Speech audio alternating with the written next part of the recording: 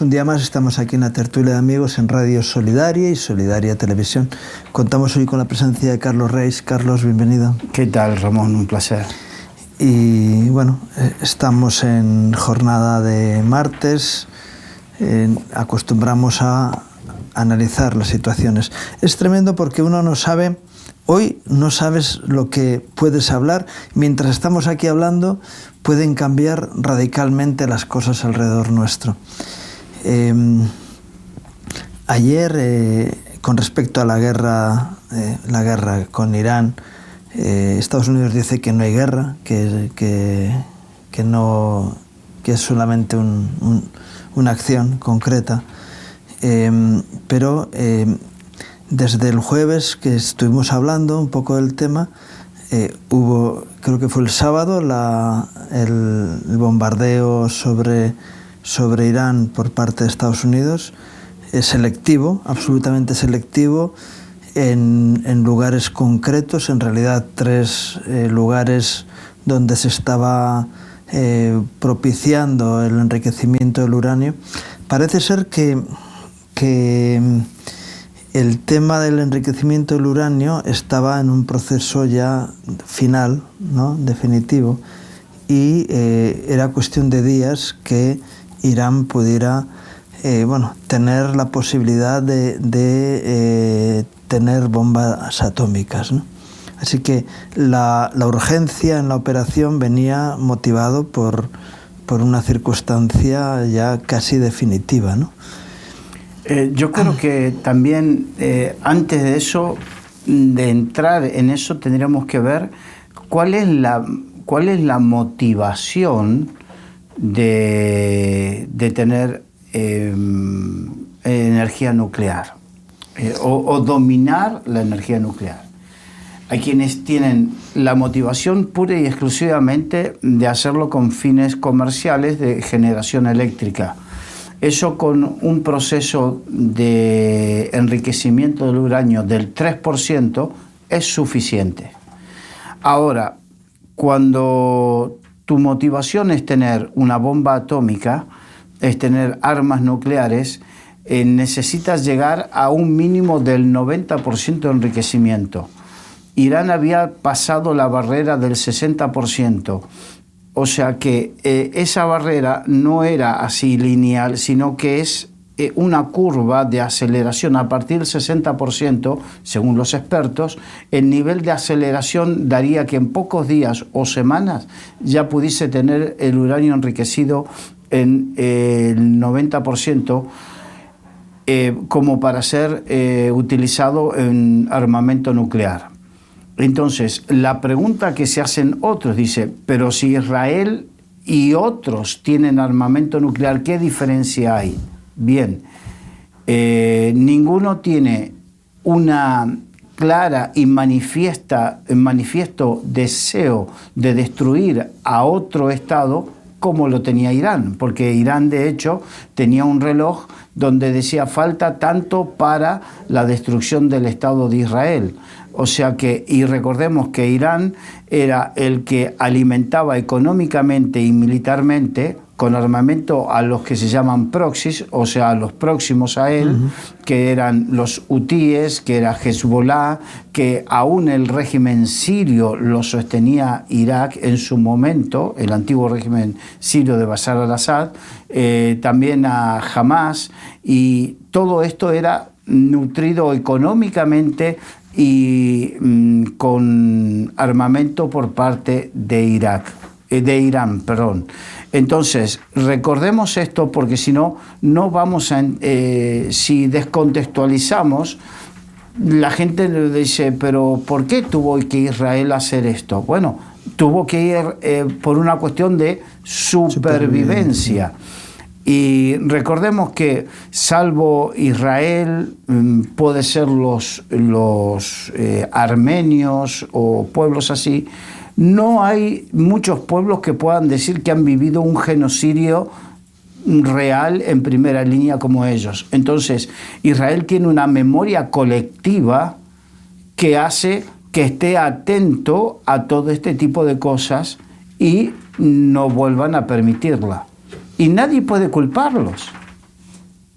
porque es lo más básico del instinto de supervivencia. Sí. Entonces, para la propia supervivencia del Estado de Israel, ellos, y teniendo en cuenta lo diminuto que es Israel en recursos, en población, en relación a Irán, que es, no sé si 30 veces más que Israel en territorio, y no sé, son 9 millones contra 90 millones. Sí, 10 veces más de población. Exacto. Entonces, evidentemente se encontraban en una desventaja donde tenían que ser muy precisos, muy rápidos y muy concretos en lo que tenían que hacer para poder, como David, enfrentarse a ese Goliat. Sí. Los acontecimientos que han ido ocurriendo ayer y hoy, ¿no? Porque estamos como decía al principio, puede cambiar todo en un momento determinado. Estamos viviendo en directo algo que es trascendental, y eso es impresionante poder vivir así, ¿no? Las realidades, pero también es muy preocupante ver lo que está pasando, ¿no? Ayer Estados Unidos recibe una respuesta por parte de Irán después de lo que estamos hablando de sábado-domingo. Ayer lunes Irán envía unos misiles a Qatar, a una base militar estadounidense. Dice Trump que fueron avisados con tiempo, desalojaron la base militar, pero prácticamente la propia, el sistema de protección que tiene Qatar impidió que los misiles, creo que cayó uno, los demás fueron interceptados en el aire. Con lo cual Irán salvaba su reputación delante de su pueblo de que había contraatacado, y sin embargo Estados Unidos no recibía ninguna reprimenda, es decir, ningún daño, porque también Trump había dicho cuidadito, igual que ha dicho Israel, cuidadito, hasta dónde se meten, porque nosotros tenemos recursos para hacerles mucho daño. Los principales oficiales del ejército iraní han recibido en las últimas 12 horas un aviso telefónico que están localizados y que podían ser eliminados cuando Israel quisiera. Y les aconsejaban a que se quitaran del escenario para salvar sus propias vidas. Esto ha ocurrido esta noche. Trump anuncia una tregua que iba a comenzar a las 7 de la mañana hora de Israel, 6 de la mañana aquí en España. Ha habido diferentes noticias. De hecho, Irán ha lanzado varios misiles a Israel, en concreto a la ciudad de Beerseba, donde ha habido 4 fallecidos. Eso a las 10 de la mañana. Israel había avisado que si recibía, en el tiempo de la tregua, si recibía algún ataque, iba a contestar con contundencia.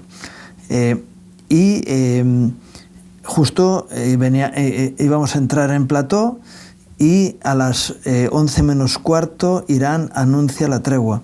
Es decir, diciendo, no, hemos enviado estos misiles antes de comenzar la tregua. Y Trump, que había dicho que empezaba a las 7 de la mañana, parece ser que hay 4 o 5 horas de retraso con respecto a lo que habían dicho. Y Trump había dicho que después de 12 horas de tregua terminaba definitivamente la guerra. Es decir, que esto es un paso previo para cada uno salvar sus posiciones y volver a una situación diferente. Es decir, eso es lo que está ocurriendo en este momento, bueno, hace un cuarto de hora, ¿no? O hace media hora. Están las cosas así. Bueno, hay buenas noticias en cuanto a que Irán, porque Israel había aceptado la tregua desde la hora que habían dicho, y ahora Irán, 4 horas más tarde, acepta la tregua. y estamos viendo que el tema está ahí ante una realidad de bueno, un enemigo no fiable, ¿no? Que está ahí, pero algo que también justo ayer proclama Netanyahu, que toda la estructura nuclear en Irán había sido absolutamente destruida. Y parece ser que el ejército iraní ha tenido una pérdida de operatividad bastante grande. Recordemos que, bueno, que tienen sus aliados por ahí. Es decir, Hamas está diciendo, bueno, Hamas no, Hezbollah está diciendo que han sido dejados de la mano por Irán y que ahora no esperen que vayan a salir en su defensa. Quiero decir, todo lo que está ocurriendo alrededor. Recordemos que los aliados o los patrocinados por Irán eran Hezbollah, Hamas. Hamas también está en horas muy bajas. Los hutíes de Yemen. Eso, los hutíes. Y luego Corea del Norte, Nicaragua, Venezuela y Cuba. Esas son las áreas de influencia principal de Irán. Y ahora hay otro, aunque sea meter muchos datos porque es muy complicado todo el asunto, la Rusia de Putin, que ayer se desvinculó de Irán, hoy estaba diciendo, bueno, aquí estamos, pero yo entiendo que Rusia tiene información y un acuerdo, aunque sea tácito, con Estados Unidos de quedarse al margen de la situación. Hay un tema que es un emisario iraní que viajó a Rusia y que le mostraban imágenes de una cara de decepción porque se presume que se encontró con una respuesta negativa de parte del Kremlin en cuanto a ir más allá en la ayuda, y China tampoco se quiere meter. Yo quería hablar también de China. El problema principal de China, ¿qué relación tiene con Irán? Uno de sus proveedores principales de petróleo de China es Irán. Ahora mismo Irán estaba amenazando con cerrar el estrecho de Hormuz, y lo que suponía es principalmente desabastecimiento para China de petróleo. Con lo cual China se encontraba, si esto ocurre, con un problema logístico de seguir manteniendo su industria en pie.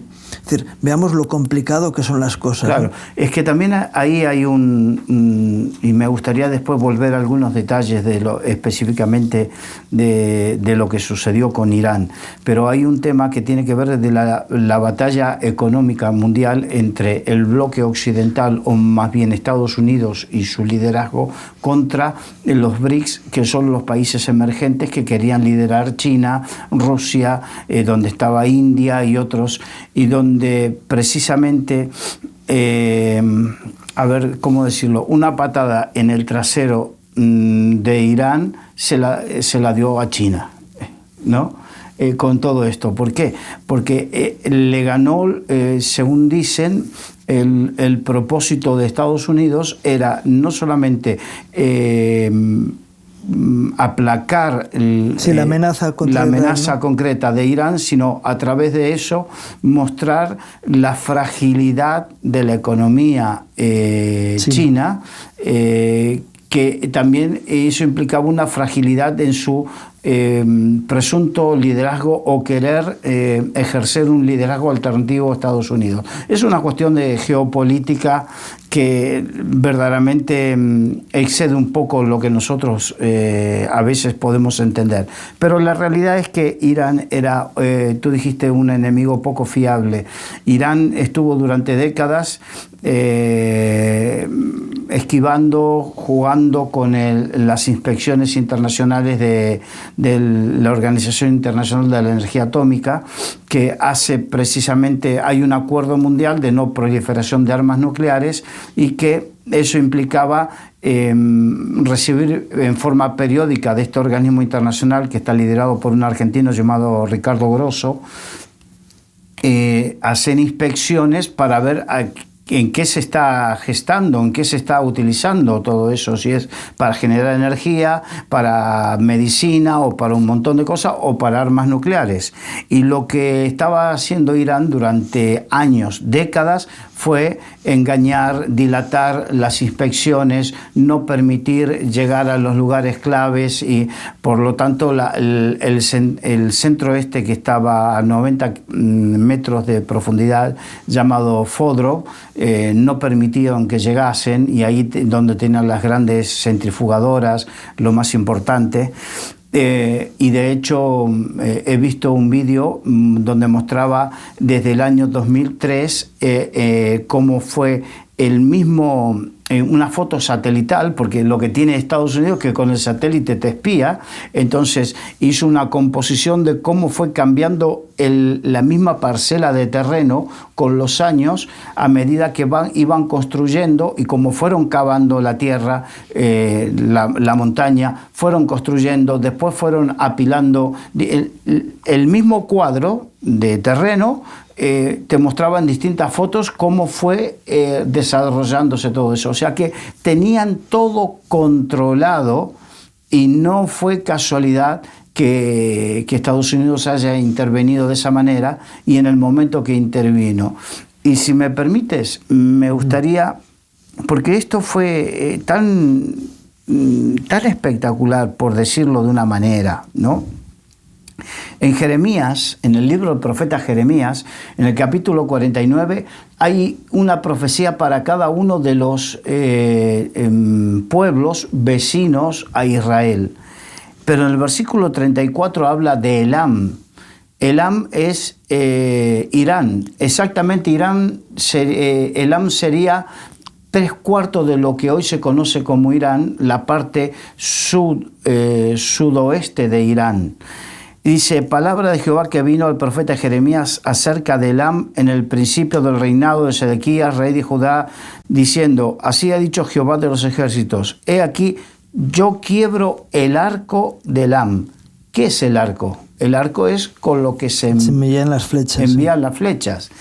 De repente el poderío bélico de Irán estaba centrado más que nada en cosas que se enviaban: misiles balísticos y drones. No tenía otra gran ni armada, ni fuerza aérea, ni una fuerza terrestre superior, nada de eso. Dice: he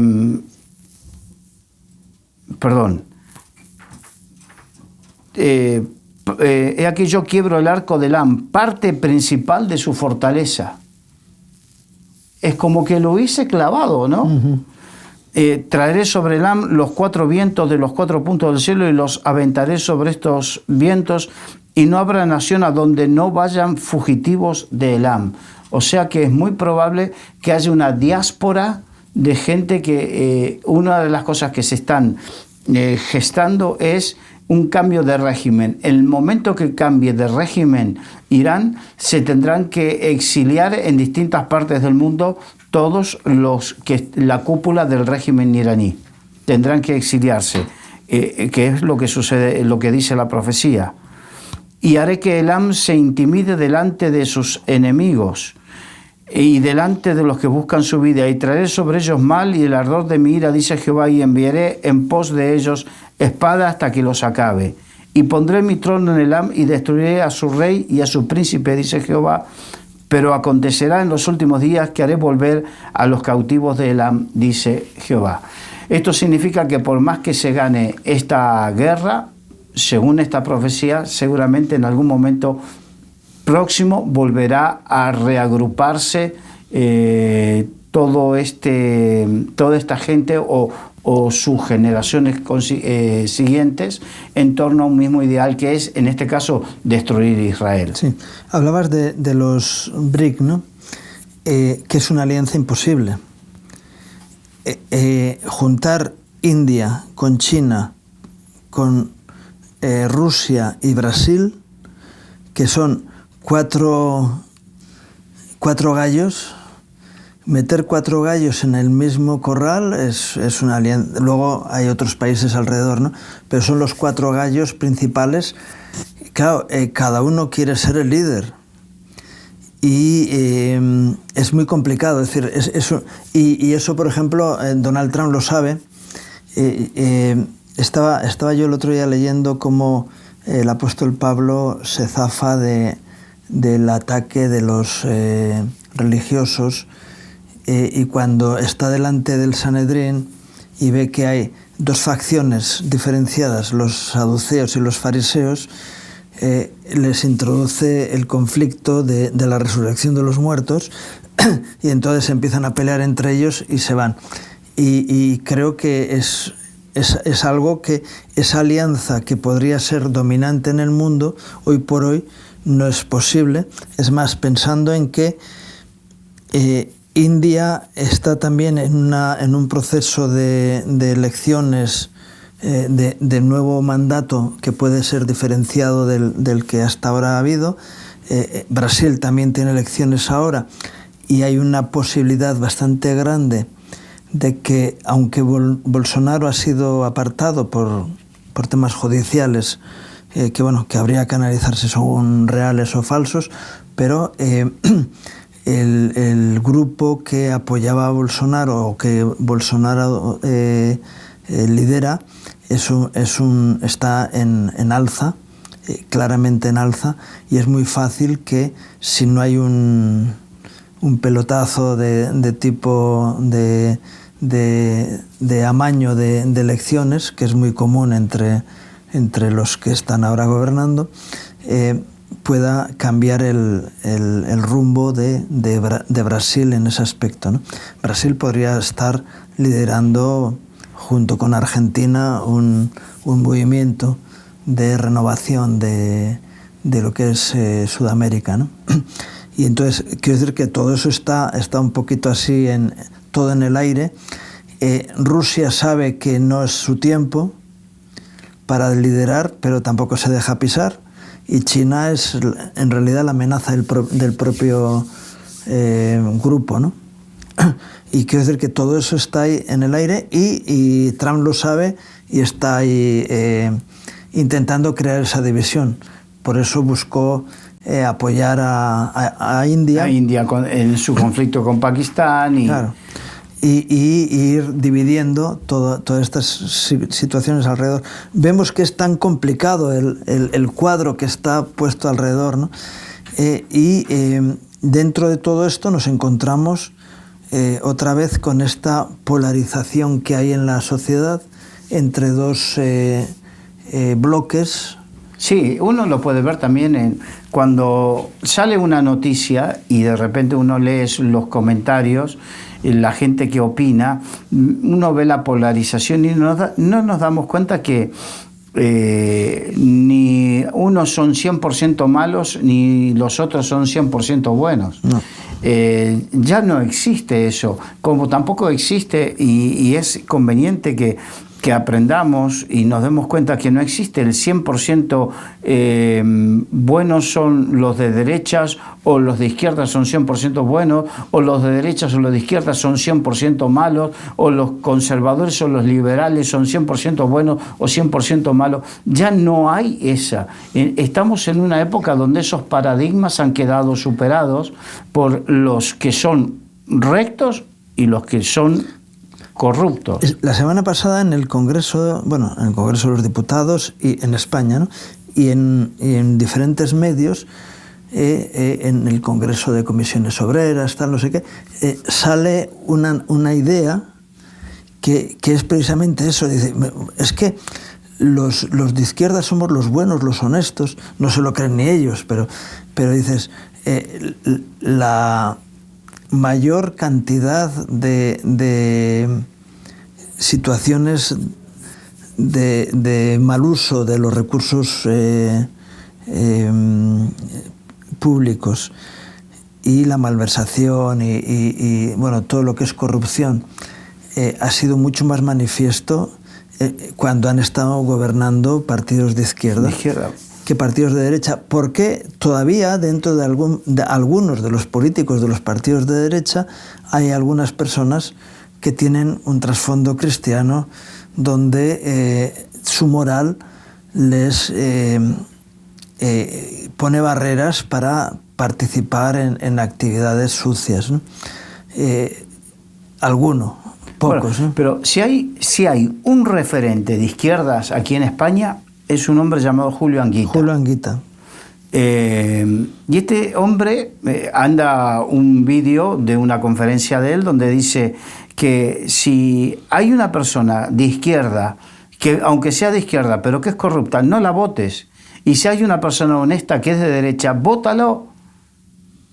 Pero no hay nadie que pueda refutar. Desgraciadamente él murió ya hace unos años. Sí, pero no hay nadie que pueda refutar a este hombre en su integridad como hombre de izquierda. No, él que ha tenido lugar de autoridad y de manejo de recursos públicos, no se le encontró nunca nadie ha sacado a la luz ningún acto de corrupción por su parte, sino todo lo contrario. Y bueno, a pesar de que fue referente, muchos de los que estaban a su alrededor sí han sido corruptos detrás suyo, ¿no? Cuando él deja sus lugares de poder, algunos que ya aprovecharon, porque la corrupción está en el corazón humano. Sí. Va más allá de la ideología, y quien es corrupto es dispuesto a ser corruptible, ¿no? Y esa es la realidad que nos encontramos en muchas de las personas.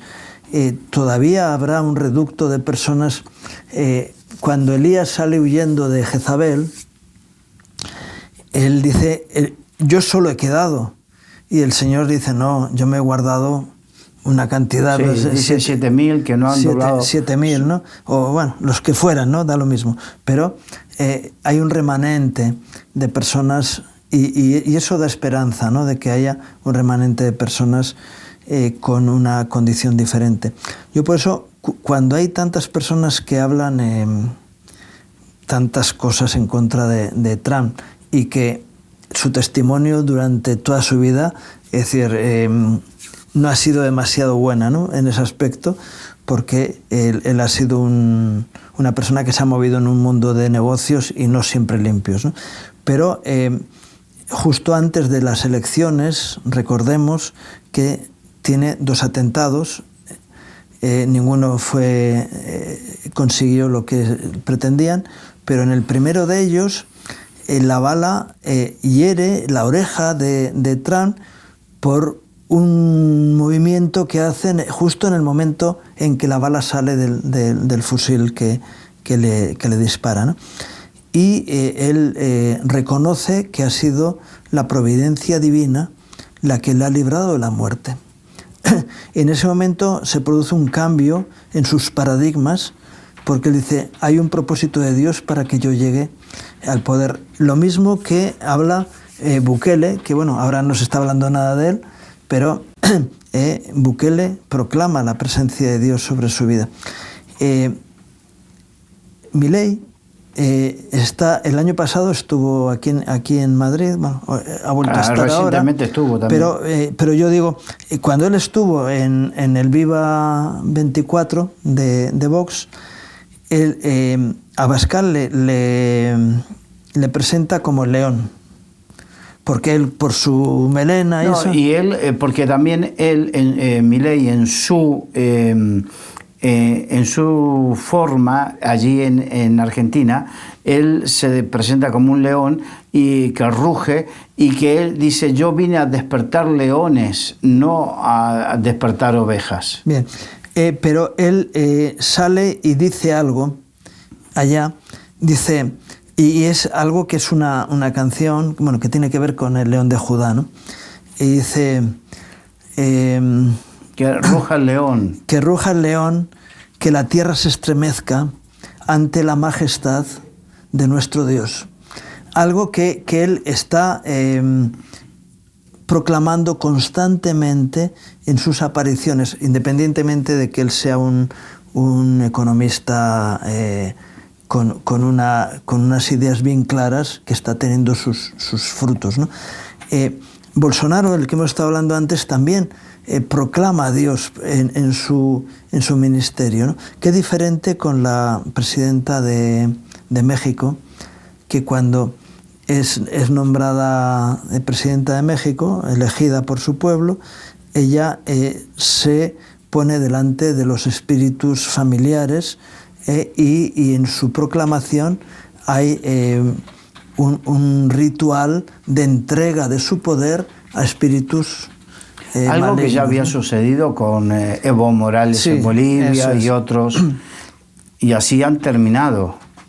Eso es lo que iba a usar también el ejemplo de Evo Morales. Y resulta que empieza a haber una serie de dirigentes en diferentes países que públicamente reconocen la autoridad de Dios sobre su mandato. Eso, bueno, puede ser muy aparente, pero normalmente no se hacen esas cosas. De hecho, recordemos que en España, cuando alguien toma un cargo, que no, dependen de cuando son ministros o lo hacen delante del rey, del jefe del Estado, tienen la opción de hacerlo jurando o prometiendo delante de la Biblia o delante de la Constitución. Y el gobierno actual han obviado la Biblia. Es decir, dicen, no, Dios no tiene nada que ver con nosotros somos los que hacemos las cosas en este país, ¿no? Y entonces tampoco se han sujetado a lo que la Constitución o al espíritu de la Constitución que llevó a la reconciliación entre los españoles, pero obvian a Dios, ¿no? Y cuando hay un pueblo que vive de espaldas a Dios, tienen que basarse en otra serie de paradigmas y de principios, y aquí hay dos posibilidades: o la luz o las tinieblas, o Dios o el diablo y sus maquinaciones y el sistema que en el mundo... yo sé que alguno puede decir, mira, ustedes son muy jacobinos, es decir, blanco y negro, es decir, Dios o el mundo o el diablo, ¿no? Bueno, pero lo que dice la Biblia es así. Sí. Yo, si algo que a mí me tocó y me hizo entender, para salir de esa postura donde existirá la tercera o cuarta vía, ¿no?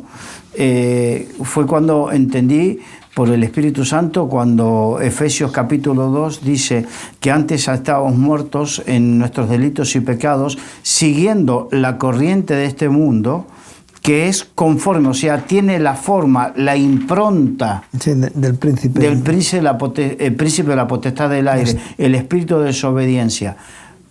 Es muy claro. La corriente de este mundo, la palabra mundo en el original griego es la palabra cosmos, que significa, de ahí viene cosmovisión, entre otras cosas, habla del aspecto filosófico de este mundo, la forma de este mundo filosófica de pensamiento, líneas de pensamiento. Y está muy claro, siguen un patrón que es inspirado por el mismo diablo. A mí eso es lo que el Espíritu Santo me enseñó. Y entonces yo no soy jacobino, yo simplemente entiendo que la Biblia es la palabra de Dios y por lo tanto sigo las enseñanzas de la Biblia. Sí, y es tremendo que las cosas sean así. Y dices, bueno, o tienes en cuenta a Dios, es decir, como dice otro texto, que como no tuvieron en cuenta a Dios en Romanos, ¿no? Dios los entregó a una mente reprobada para hacer cosas que no convienen. ¿Qué es lo que no conviene? Pues lo que estamos viendo en muchos países del mundo. Es tremendo ver el oportunismo de Macron ante las situaciones que están ocurriendo, ¿no? Que dependiendo hacia dónde va la situación, dice una cosa o la contraria. Y dices, no es mejor esperar, no es más sabio esperar y no moverte por la última noticia que ha llegado. Y dice, en un momento dado dice, apoyo a Israel, luego no, luego tal, critico la acción de Estados Unidos en el tema de Oriente Medio. Y dices, y definitivamente lo que tenemos que ver es una acción concreta, qué es lo que produce. El otro día un salvadoreño me preguntó, ¿qué piensas tú del gobierno de Bukele, ¿no? Digo, yo veo la realidad de los frutos del tiempo anterior, donde el país se había convertido en uno de los países más peligrosos de la Tierra, a la posición posterior, que es un país donde hay libertad y donde hay seguridad y donde la gente puede estar tranquila porque nadie se mete con ellos, porque el Estado está haciendo su labor, es decir, cumpliendo con su responsabilidad y quitando de en medio a aquellos que distorsionan el buen funcionamiento de la gente común. Digo, eso es positivo, que quizá la posición en la que está es muy peligrosa porque puede derivar en algo distinto, pero hoy la situación es así. Y cuando ves un país donde está degenerando todo, dices, ese proceso no es bueno. Claro, pero tú dijiste algo, hoy El Salvador tiene estas características, pero mañana puede no tenerlo. ¿Y quién decide que mañana no tenga esas características? Los que votan. Los que votan, porque los que votan son los que están en poder y pueden cambiar. Hubo reyes en Israel que actuaron en justicia hasta que un día se torcieron. Sí, pero a diferencia de la monarquía, que era hereditaria, en el caso de las democracias existe después la forma de decir no, dentro de 4 o 5 años o lo que sea, te doy el voto o no te doy el voto. Entonces, pero si como en lugares muy cercanos, aquí en España, te doy el voto igual, no importa lo que me hagas, pero como eres de los nuestros, te doy el voto igual, no importa cuánto nos estafes, cuánto nos mientas, pero te doy el voto igual. Entonces, hay una complicidad por parte del votante, porque este es el tema, que no nos damos cuenta, que cuando uno ejerce el voto, se está comprometiendo su integridad con ese voto, porque dice, yo me asocio a esta idea. Yo me asocio o apoyo con mi voto a este hombre. Entonces, lo que hablábamos de Julián Guita, él ponía la honestidad por encima de la ideología política. Entonces, si esta persona es de mi ideología política, pero es de una manifiesta deshonestidad, si yo lo sigo votando, yo soy deshonesto juntamente con él. Sí, sí. Es una realidad, le guste o no le guste a quien sea.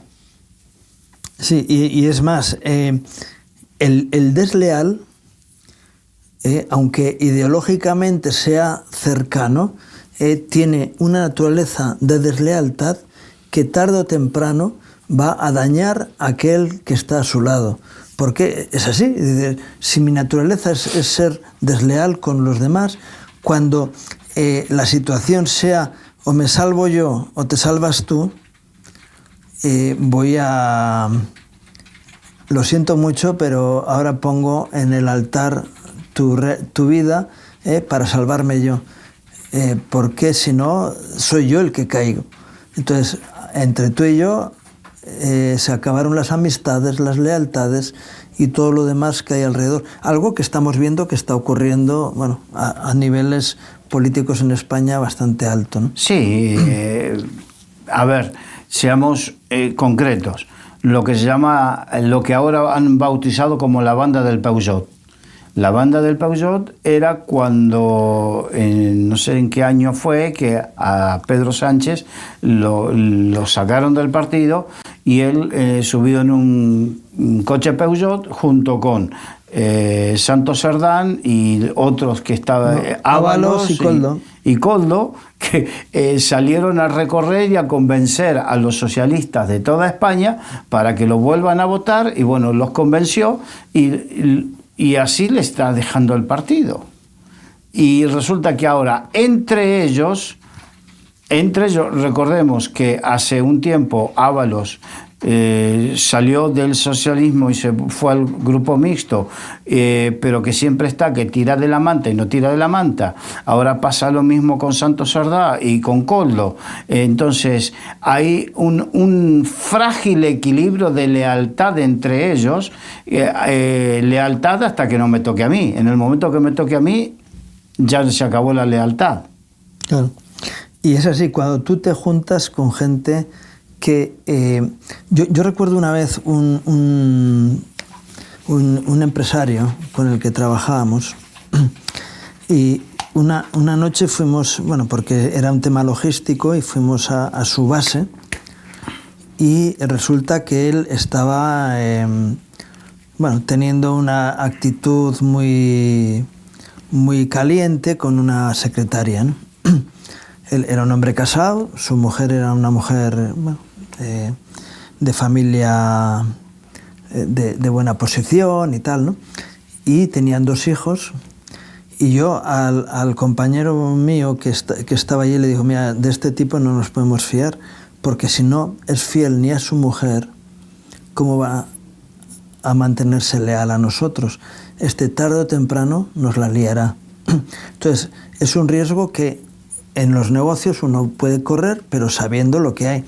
Y de tal manera que no te fíes, es decir, no dejes mucha capacidad de hacerte daño a este hombre, porque si no es hoy, si no es mañana, un día nos la va a liar. Y fue así, al poco tiempo, y bueno, cogió todo el dinero de la empresa y se marchó a Brasil con la secretaria. Dejó a su mujer, dejó todo, y nos dejó a nosotros un agujero. ¿Por qué? Dices, cuando juegas con este tipo de gente, sabes que tarde o temprano, es lo que cuentan del cuento de la serpiente y la rana, ¿no? Que le lleva por mitad del río y le dice: pero es que me vas a picar. Dice: no, hombre, porque me juego mi propia vida. Y a mitad del río le picó. Dice: es que es mi naturaleza. Sí. Cuando la naturaleza está degenerada, las personas van a actuar conforme a su forma de ser. Tarde o temprano se van a manifestar como son. Y por eso es tan importante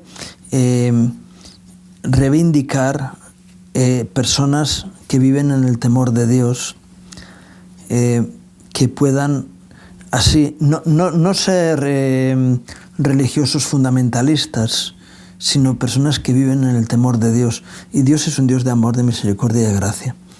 Y cuando te encuentras personas que viven en el temor de Dios, van a ser personas de misericordia, de amor, de gracia, de justicia.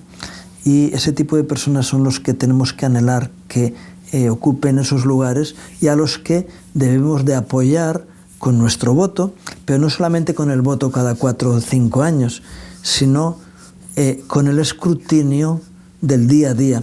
Y muchas veces uno de los grandes problemas que hay en la sociedad, y en la sociedad española concretamente, la sociedad está adormecida, quizá por temores, por la situación que le rodea, pero la sociedad civil, a veces hay algunos principios de funcionamiento para intentar ir denunciando y corrigiendo las situaciones en el día a día.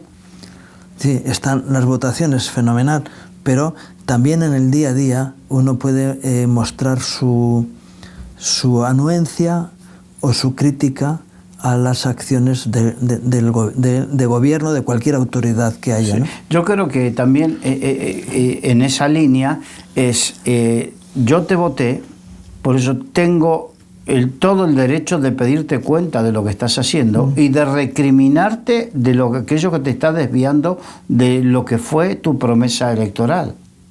Entonces, mi obligación es fiscalizarte y recriminarte públicamente, hacerte llegar notas, hacerte lo que sea. O sea, tiene que haber una actitud más activa, proactiva por parte de aquellos, del ciudadano de a pie. Yo sé que el ciudadano de a pie se encuentra con que bastante que ser perseguido por Hacienda, tener que trabajar para pagar, para los gastos, los problemas familiares, pero resulta claro, todo depende también del gobierno, porque si el gobierno te facilita la vida a ti, tú podrás estar más libre, desahogado, mejor dicho.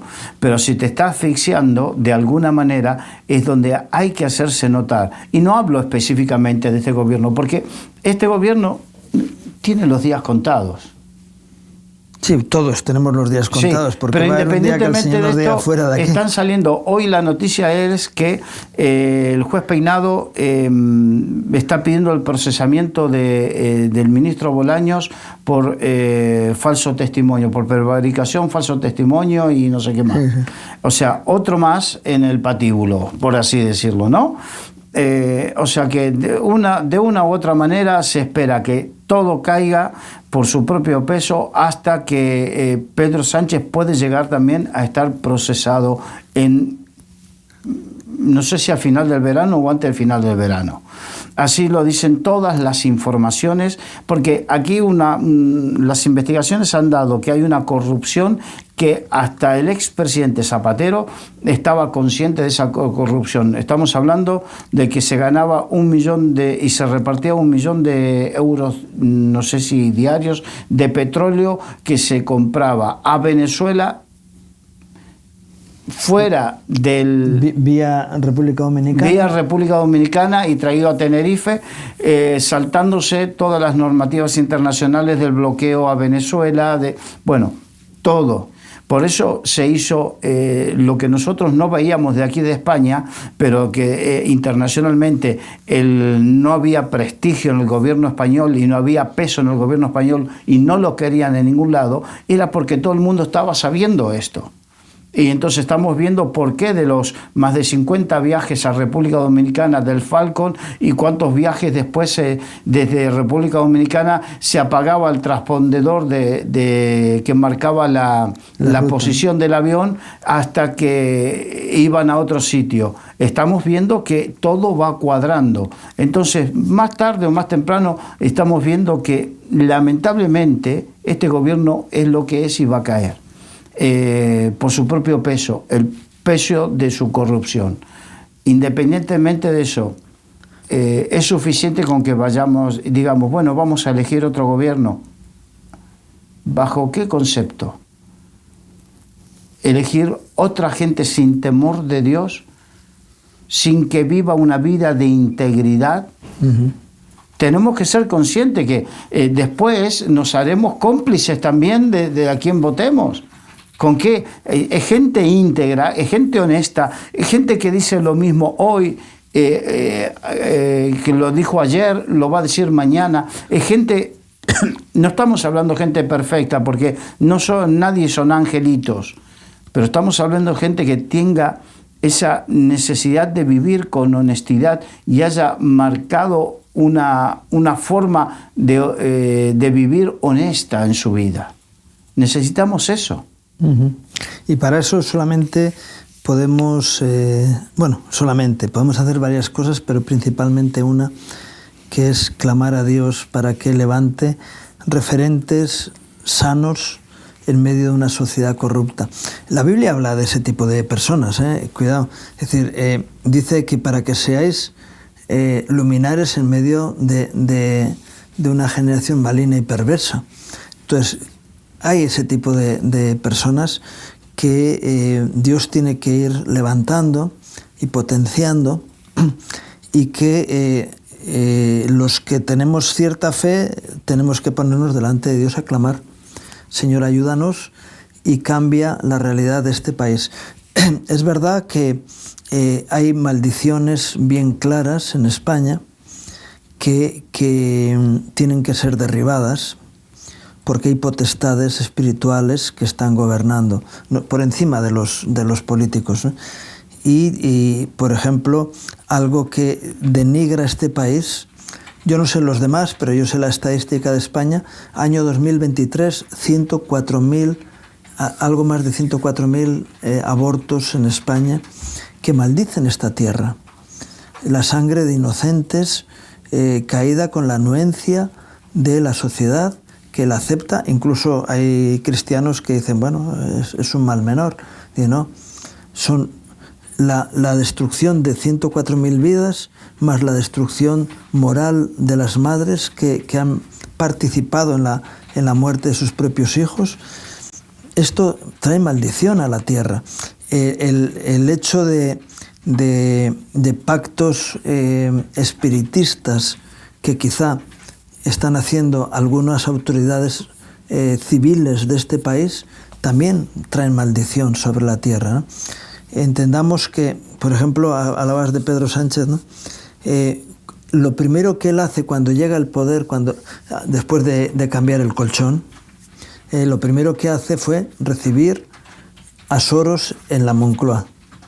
Es lo primero que hizo. La primera visita que hace es recibe a la cúpula de la masonería en España, y luego resulta que hay un binomio entre el PSOE y la masonería, donde dirigentes del PSOE están llevando la cabeza visible de la masonería en España, y al revés.